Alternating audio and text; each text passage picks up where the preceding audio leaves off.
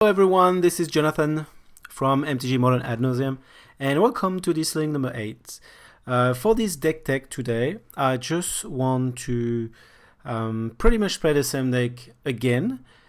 Since we have very good results, we just went 4-1, we went 4-1 the league before. Very strong results, the list is pretty robust, I really like it. A lot of 4-ofs and like the mana base with the City of Brass. Everything is looking good, so I want to keep the main board again. And the only changes that I want to do is in the sideboard. This time I'm going to try something a little bit spicy. I'm telling you straight away, I'm not convinced at all with what I'm trying, but there were a few discussions on MTG Salvation over today and over the past few days, and I think it's worth a try, but we're going to try a transformational sideboard. It might be a bit... might not be the right word. I don't think it's very transformational, but something that gives us an alternative win con. And what we've been discussing over the past few days is how good is Krovax, pretty much. So Krovax, for those who are not familiar with the card, because it's literally played nowhere.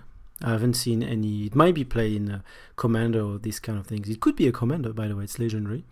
Don't know if it's competitive or anything, but it gives all white creature +1/+1, which might seem irrelevant, but as you can see, we have 4 Lingering Souls. So combined with Lingering Souls, it can actually be quite powerful.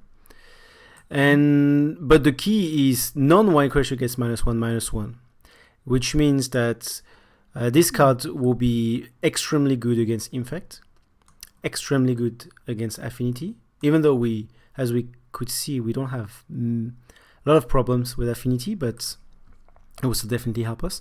Should be a game winner on game 2 or 3 if they're not, because they won't be prepared for it. And anyway, if they're prepared for it, we can get it back to our hand by paying only 2 life. So no mana need to be spent to bounce it back to our hand and cast it straight after. It might be a problem though in our build. I mean in Ad Nauseam, because getting to cast something at 6 mana, it pretty much means we use a Bloom or a Prism or a Guide. So it doesn't mean we can just cast it back casually next turn. So this pay 12 might not be that relevant. We'll see how it goes. So that's one of the many reasons that I'm not really convinced. But I mean, if we have a good draw and we can get a pair of Krovax Souls, it can actually get quite hectic. If we have 4 Spirit and 1 Krovax, that's 8. That's 8 flyers on the board, and our opponent's creature will be diminished. So why not? We just need to draw it, and we're just gonna have the surprise effect. So it's good. It's good that it's a card that will help us against one of our worst matchup, and that's also a card that's gonna help us to go through Abzan, Jund, black-green mid-range deck, because that's gonna be good against Liliana. We can, and in game 2 they won't be prepared for it.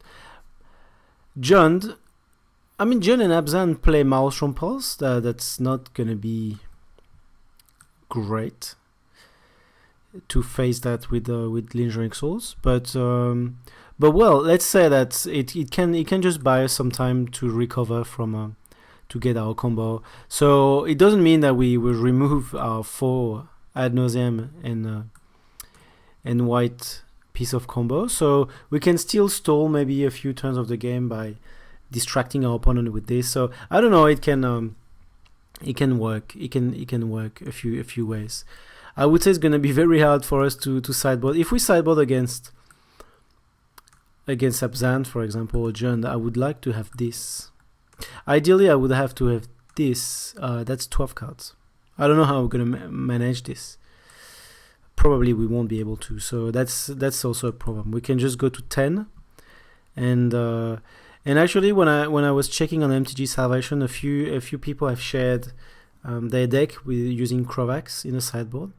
People with very good results that made day 2 in GPs and things like that, and they actually cut down leyline completely just to go for a more focused transformational sideboard. I still don't. I still am not convinced about removing Leyline at all. The rationale of that player was that Leyline is just not good enough against the black-green mid-range. That even with Leyline, he doesn't like the matchup, so he's playing a third Krovax. I still believe that this card can win games on its own against Jono Abzan. But well, that's just my opinion. So we'll see how we go, and yeah, so that's pretty much what we're gonna try. We'll see the headaches when it gets to sideboarding with all of that.